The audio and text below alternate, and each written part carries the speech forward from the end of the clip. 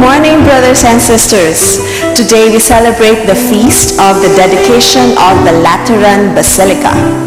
The Healing Eucharist Incorporated and the SVD Secretariat for Social Communications, in cooperation with ABS-CBN, Zesto Corporation, Bean Toothpaste, the Philippine Daily Inquirer, St. Peter Life Plan and Chapels, Balikbayan Handicrafts, Secosana Ladies Bags, Jet Water Heater Company Incorporated, and we all celebrate with you this Sunday's Holy Mass. Our Mass presider today is Reverend Father Glenn Paul Gomez, SVD. Celebrating with him is Father Oni Ordones, SVD. Let us now rise and let us begin our celebration.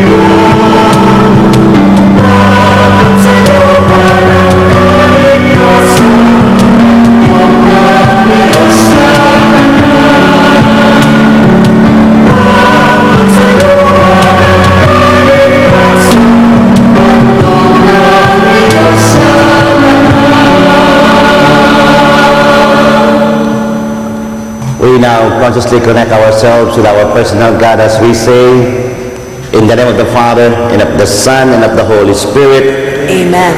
The Lord be with you. And with your spirit. So we are connected, gathered, not only in the name of God, but we are here connected, gathered as one family, kapamilya. So we now acknowledge the presence of each one of us by greeting a good morning. Good morning. Good morning. So this is our Thanksgiving, the Holy Mass. We thank God for all the blessings He's giving us. Let's also thank the presence of each one of us. Kaya pakisabi sa katabi, thank you for your presence.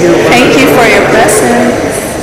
And for us then to become worthy to participate in this highest form of prayer, the highest form of connection, the Holy Mass, our Eucharist, our healing Eucharist.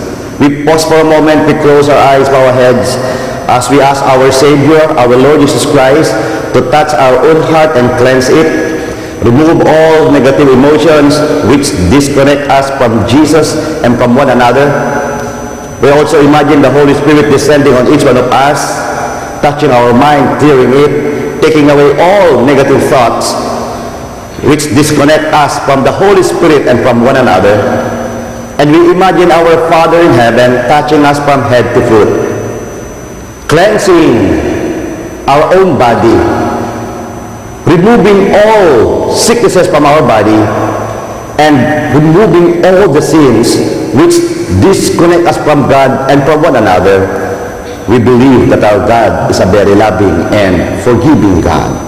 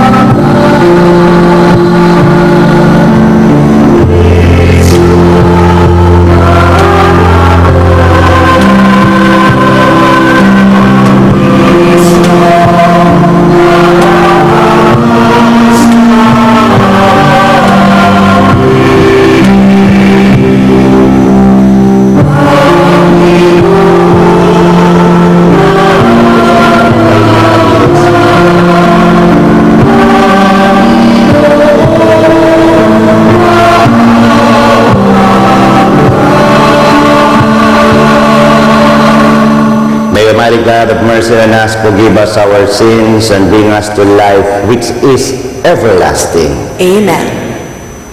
Glory to God in the highest. And on earth, peace to his people of good will. We praise you, we bless you, we adore you, we glorify you, we give you thanks for your great glory. Lord God, heavenly King, O God, almighty Father, Lord Jesus Christ, only begotten Son, Lord God, Lamb of God, Son of the Father, you take away the sins of the world. Have mercy on us. You take away the sins of the world. Receive our prayer. You are seated at the right hand of the Father. Have mercy on us. For you alone are the Holy One. You alone are the Lord. You alone are the Most High, Jesus Christ, with the Holy Spirit, to the glory of God the Father. Amen.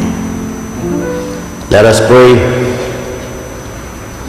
O God, who from living and chosen stones prepare eternal dwelling for your majesty, increase in your church the spirit of grace you have bestowed, so that by new growth your faithful people may build up the heavenly Jerusalem, to our Lord Jesus Christ your Son, who lives and reigns with you in the unity of the Holy Spirit, one God, forever and ever.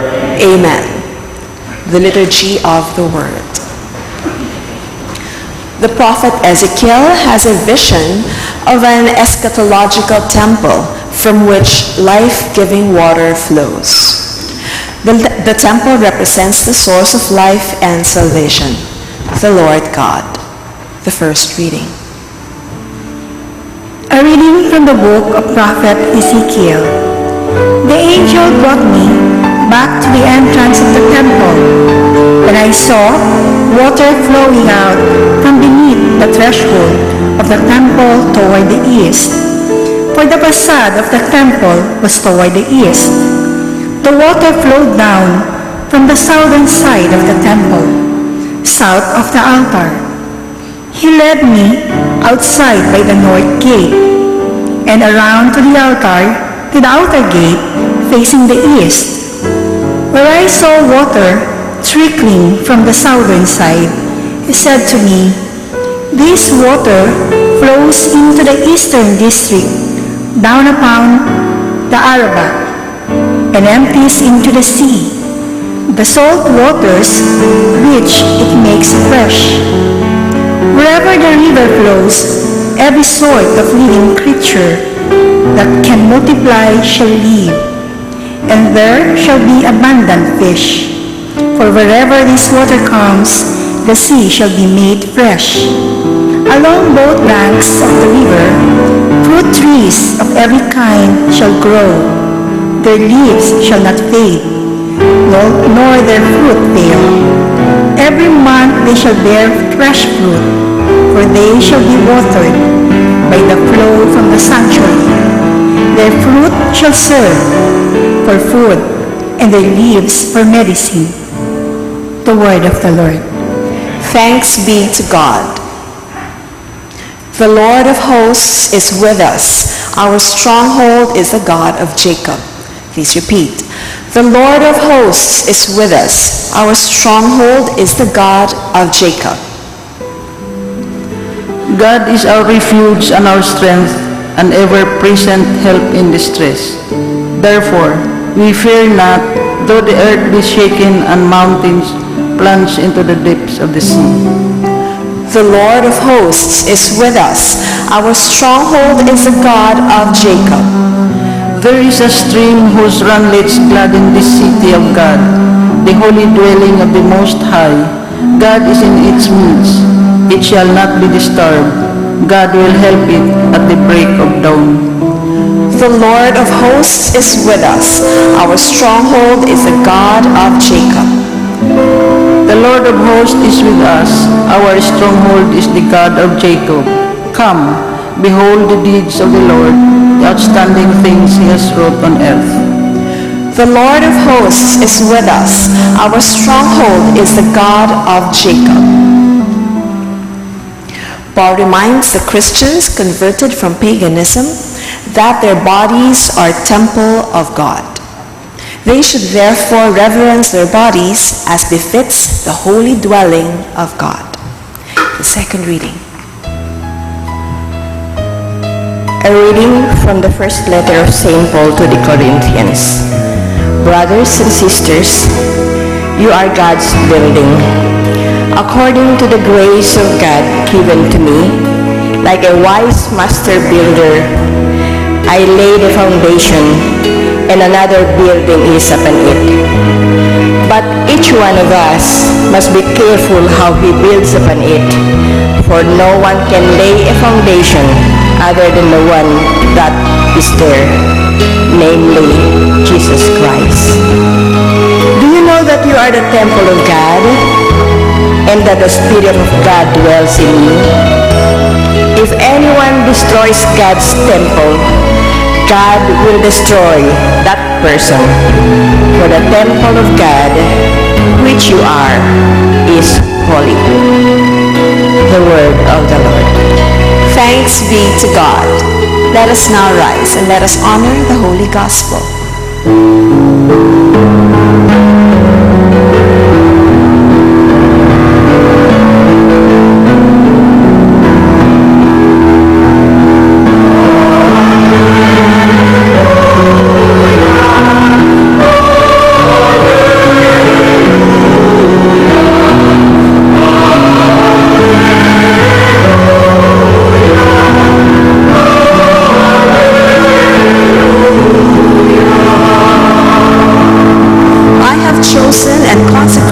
This house, says the Lord, that my name be there forever.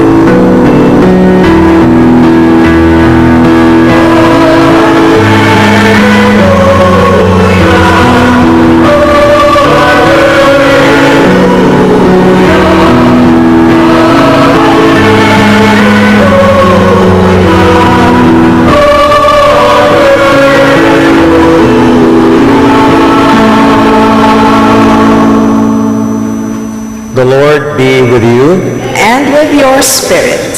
A reading from the Holy Gospel according to John. Glory to you, O Lord. Since the Passover of the Jews was near, Jesus went up to Jerusalem. He found in the temple area those who sold oxen, sheep, and doves, as well as the money changers seated there.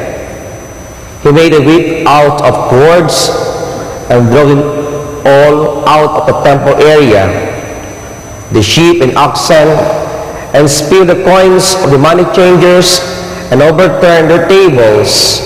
And to those who sold doves, he said, "Take this out of here and stop making my Father's house a marketplace." His disciples recalled the words of the Scripture, "Zeal for your house will consume me." At this, the Jews answered and said to him, "What sign can you show us for doing this?" Jesus answered and said to them, "Destroy this temple, and in 3 days I will raise it up." The Jews said, "This temple has been under construction for 46 years, and you will raise it up in 3 days?" But he was speaking about the temple of his body. Therefore, when he was raised from the dead, his disciples remembered that he had said this, and they came to believe the Scripture and the word Jesus had spoken.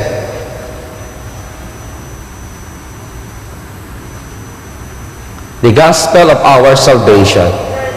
Praise to you, Lord Jesus Christ.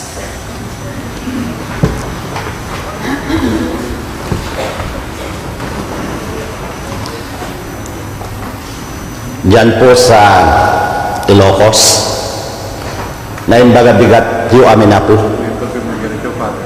Visayas, Mindanao, maayong buntag sa inyong tanan. Kapamilya, umagang kay ganda, bayan. So, tumbukin po natin, what's the good news? Tingnan kagad ang katabi at sabihin, ikaw ang good news. I always enjoy introducing the one who read the gospel. Hindi lang po siya pari. Siya ay isa ring registered nurse, RN. Hindi lang siya RN, dentist pa. At ngayon, he still wants to earn a degree in MBA. Kaya siya ay aming Vice President for Finance and School Dentist, Father Ronilio Oni Ordenes, SBD. At yun po na itatanong, we had board meetings starting last Friday, the 3 colleges of the SBD, Central Province, the Vineyard College of Legazpi, the Vineyard College of Calapan, and our school, the Vineyard College of San Jose. Nandito rin ang ating accountant, Sir Purdy, at ating mga kasama. Nandito sila Ma'am Joy, Ma'am Sheila, si Elmer. Yan po ang kasamahan natin. So, good news, today is the feast of the dedication of the Lateran Basilica. Ito po ay isang kapistahan. Bakit tinawag itong Lateran Basilica? Ito po ay dinonate yung lugar ng Lateran family. At ito yung pangunahing basilica. The celebration started way back 1,300 tindi, no? So, nagkaroon sila ng mga Jubilee year. Kaya ngayong mga Jubilee year, started from that, 50 years, may bubuksan na door, nag-umpisa po yan. So, this is the feast of the dedication of the Lateran Basilica. So, we only have one word for today. And what is that? Church. Pakisabi nga, yan. Ano nga ba ang church? Ano nga ba ang simbahan? Una, we could say the church or a church is a architectural, in an architectural sense, it pertains to a physical structure. Ito po ay isang physical na simbahan and it varies in size. Parang tingnan yung katabi nyo, it varies in size. Diba? So, itong architectural sense, ang simbahan, may small, may big. Yan ang simbahan. Kaya nga, ang ganda sa Pilipino, sa Tagalog. Pag sinabi mong ang simbahan, yung istruktura ng simbahan, sa mga Tagalog, merong tuklong. Tuklong? Ano yung tuklong? Maliit na kapilya. Maliit na kapilya? Ano ang kapilya? Simbahan. Talaga? Ano yan? Basilika. Ano yun? Katedral. Ang dami na, no? Kaya, pagdating sa Tagalog or Pilipino, pag sinabi mong simbahan, pwedeng tuklong, pwedeng kapilya, simbahan, basilika, or katedral. Tumbukin naman natin, maraming uri ang simbahan Tumbukin natin ang Catholic Church. So sa simbahan, anong meron tayo? Sa wikang Ingles, para mas mabilis na, meron tayong chapel. Pag tinuro mo yung sa isang parokya, parish church. Pero doon sa isang diocese o archdiocese, merong cathedral. At sa simbahan pa, sa mga dioceses, may tinatawag na basilica. Ano yung pagkakaiba? Tumbukin natin yung tinatawag na cathedral and basilica. Pag sinabi natin cathedral, so ito nga yung salitang Latin, cathedra or ecclesia cathedralis, ang tawag dyan, bishop's throne. No? Ano ibig sabihin ngayon? A cathedral, itong tinatawag na housing the seat of a bishop. Ayun. Kaya pala sa isang diocese, pag may cathedral, nandoon yung quote-unquote bishop's seat. Yun. housing the seat of a bishop. Kaya nakita nyo, yung bishop, pag ganyan, may sariling upuan at mayroon siyang logo. Yun ang katedral, sentro ng diocese. So, ano naman ang basilika? Ang basilika naman, it refers to a large, important church that has been given special ceremonial rights by the Pope. Kaya ngayong unang-una, itong John Lateran, ito ay 1300 or in the year 1300, it started from there. And now, in the modern world, in Rome, there are 4 major basilicas. 4 yun. Ano yung basilika? It refers to a large and important church that has been given a special ceremonial rights by the Pope. Ano yung 4 na yun? Ito yung number 1. Ito yung feast. Basilica of St. John Lateran. Ano yung pangalawa? St. Peter's Basilica. Pag sinabi mo yung St. Peter Basilica, di ba, na andyan si Pope Francis. Diyan siya ngayon, diyan siya naninirahan. Kaya Pope siya, ang another title niya, Bishop of Rome. So, ano pa? Pangatlong basilica, the Basilica of St. Paul, outside the walls. And the 4th, Basilica of St. Mary Major. Hindi niyo po na itatanong, sa ating mga pilgrimages, ang inyong abang lingkod, nandiyan si Sister Patty, no? Galing tong States, eh. Kakikita ko lang to sa Los Angeles, no? Dinapasyalan na timpuyan.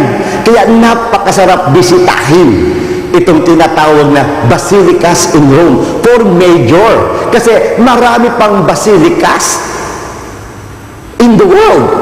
Kaya ang gaganda ng mga simbahan natin. So, yun ang una. Structure. Physical structure. Ano yung church? Pangalawa, we could say, going to a deeper meaning, it's a religious building. Pag sinabi mong religious building, not just a business building. It's a religious building, meaning house of worship. It is a place where people pray, or what we call sacred place of public worship. Kaya ang simbahan, hindi lang siya physical na struktura, siya rin ay religious building. House of prayer, house of worship. Kaya nga, tinatawag din natin itong, tawag pa nga natin dito house of God. So, yan ang simbahan. Pangatlo, ang church, pwedeng sabihin, assembly. Pag sinabi mong assembly, gathering of the faithful or the gathering of the believers. It is even outside architectural structure. Maski wala ka doon sa loob na physical na simbahan, but once we gather as a community of believers, it is an assembly. This is the church, ecclesia. Kaya malawak. At ito pa rin ang pang-4. Yan ang sinabi ni St. Paul sa second reading. Anong simbahan? Inner temple. Anong sabi ni St. Paul? You are the temple of God. Pakisabi nga sa tabi, yung katabi, you are the temple of God. Eh, ang ganda pa, hindi ka lang templo ng Diyos. Ang sabi pa na St. Paul, God's Spirit dwells in you. Naku, tingnan mo nga, nananahan daw ang Espiritu dyan sa katabi mo. Wow! Amen! Lalim nun, no? Kaya, review, ano yung 4 na pwede nating i-define ang simbahan? Una, architectural sense, physical structure, religious building, house of God, place of worship, a sacred place. Pangatlo is assembly of believers, the ecclesia, the community of believers. And 4th, inner temple. So, kung yung 4 na ito, tingnan naman natin, yung first 2, yung church. Ano yung first 2? Architectural sense, physical structure, and religious building. We could call external church. Ayun. Pag-external, the physical structure church. Panglabas, kitang-kita, struktura. Yung second 2, assembly of believers, yung church, inner temple, we call it internal church. It pertains to people, be it group or individual. Pwedeng isa, pwedeng marami, pero yung tunay na simbahan nasa loob ng tao. Amen? Feel mo? Gets mo? O, ano yung katabi mo? Yan. Diba? Inner yan. Inner. Tayo ngayon na andito, assembly of believers. Kaya we could also be called church. Yan. So, ano naman ang makukuha natin doon sa Feast of Dedication of the Lateran Basilica? Ano ang mensahe ngayon ng dedication of this Basilica way back 1,300? Ano ang challenge sa atin ngayon? Isa lang. Build the church. Pakisabi nga sa katabi, build the church. Challenge number 1, ano yon? Build and rebuild churches. So, ibig sabihin, literal ito, physical. Build and rebuild churches. 2 days ago, ayan kasasabi. Masakit man gunitain, pero anniversary talaga ni Yolanda. Pero, tingnan niyo ang ginagawa ng mga ngayon. Tinatayo ang mga simbahan, ang cathedral, ipinakita doon sa Palu Leyte. Kaya literal, build and rebuild churches, not only in Leyte, Samar, but also in Bohol. Yung matatanda at matatagal at magagandang churches in Bohol. Century-old churches. At hindi lang yan, not only to build and rebuild itong mga nasira, pwede rin natin sabihin, renovate churches. Ano mga simbahan na yon? In the parishes. Lalo na dyan sa halimbawa, sa Occidental Mindoro, dyan sa Santa Cruz. Father, sino si Santa Cruz? Sinong santo yon? Hindi yung santo. Holy Cross. Ay, di banal na cross? Ayun. Si Santa Mesa, Father, babae ba yun? Ay, holy table yun. Ayan, So, pag sila doon sa Santa Cruz, aba, mayroong isang magandang simbahan dyan sa parokya, si Father Jid, pero kinakailangan pa. Pakitanong sa katabi, tulungan nyo, yan, tapusin ng simbahan, di ba? At may kilala ako, kababayan namin, si Sister Susan Enriquez. Alam niyo, tumutulong siya to build churches, literally, renovate chapels in San Jose Occidental, Mindoro. Tingnan niyo yung katabi mo. Di ba? Tumutulong ka rin. Di ba? Yun. Ang galing So, build the church, rebuild the church, renovate the church, or clean up the churches. Hindi na ito. Okay na, kaya lang madumi. Kaya itong mga blue ladies, asisipag ito kung magwalis yan. Really, magaling maglinis ng mga yan. And in the gospel, Jesus literally cleaned up the church. Yung ganda kay Jesus literal, talagang cleaning up. Anong ginawa ni Jesus doon? Eto, nakaka-relate ang inyong abang lingkod. The God Jesus is also the human Jesus. Kapag tao ka, hindi ka lang nagmamahal, nagagalit ka rin. Feel na feel ko yun. Feel mo? Sige, damahin mo. Biruin mo, simbahan, kung saan manalangin, ginawang palengke. Abay, nagalit si Jesus, and literally Jesus turned the tables, drove them away. I could just imagine the passion of Jesus getting angry. Kaya naalaala ko na naman si Cardinal Antonio Luis Tagle, nung siya ay bagong pari pa lamang, hindi pa obispo, hindi pa katedral. Kaya sa isa sa aming mga klase, ang sabi niya, don't just say, I'm angry, but rather say, I am anger. Ang galing nun. Oo. Huwag mo lang sabihin, ako ay galit. Hindi. Ako ang galit. Ganda no? I am the personification of anger. You just imagine, what is an anger? Ako! The full gamut of emotion. I could relate to this, no? Feel na feel ko to. Kasi maski pare, nagagat, but legitimate anger. Especially if there are injustices. Hahabulin kita kahit saan. The same way, when you are in love, don't just say, I'm in love. Don't just say those words, I'm in love, but rather say, I am loved. You are loved. I am the personification of love. Di ba? Ang sarap mo. Feel mo? Gets mo? O balikan natin yung simbahan.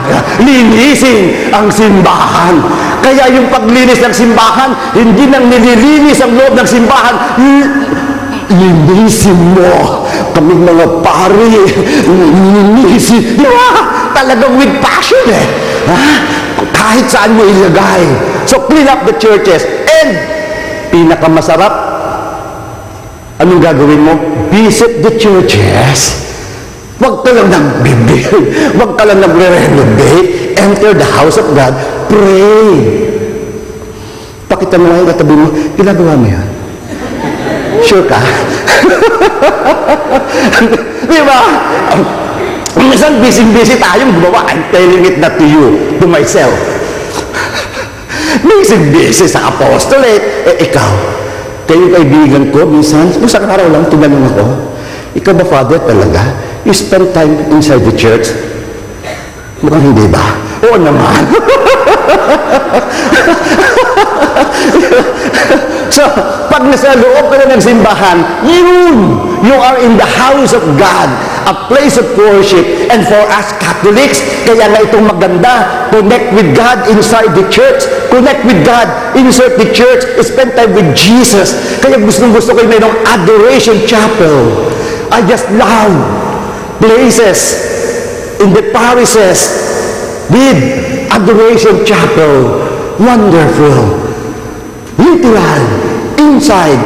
Being connected. One with God. One with Jesus. One with the Holy Spirit. So ano yung number one challenge? Literal? Literal din. Build the church. Build and rebuild. Clean up. Renovate. Second challenge, ito na. The second challenge, build and rebuild people. Ooh, hirap niyan, Father. Mukha nga. Hindi lang chapels, hindi lang ito. Build and rebuild people, group and individual. Ano ibig sabihin yun? Build and rebuild the people of God. Ano yung people of God? Tayo yun. Create a real community. Kaya tayo dapat nagkikreate ng